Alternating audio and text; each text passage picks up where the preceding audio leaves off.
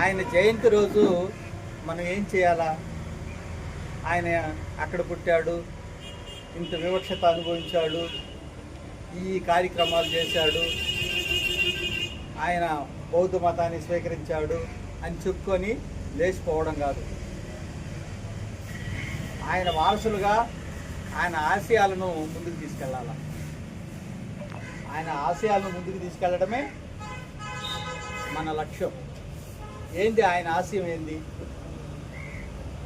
ఆయన ఈ దేశంలో ఉండేటటువంటి, ఈ సమాజంలో ఉండేటటువంటి వివక్షతకు గురి అయినాడు.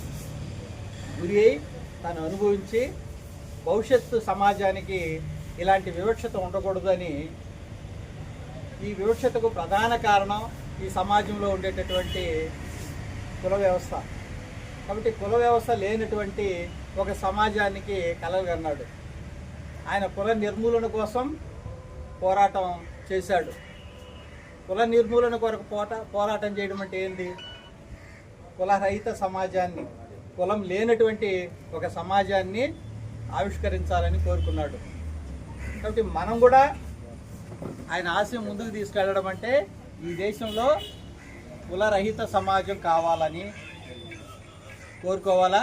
కులరహిత సమాజాన్ని నిర్మించడానికి మనం కూడా పనిచేయాలి.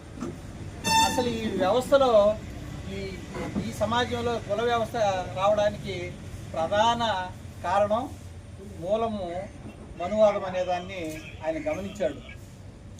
ఆ మనువాదాన్ని, ఆ మనుస్మృతిని ఆయన తగలబెట్టాడు. ఎందుకు తగలబెట్టాడు? ఇదే ఈ సమాజాన్ని విడగొట్టింది.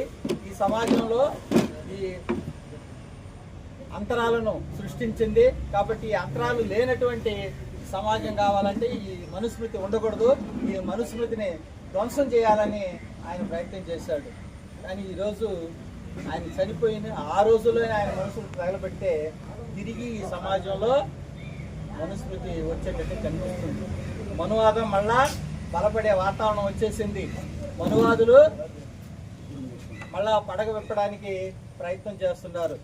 కాబట్టి ఇప్పుడు మనం ఆయన ఆశయాన్ని ముందుకు తీసుకెళ్ళడం అంటే అర్థమే.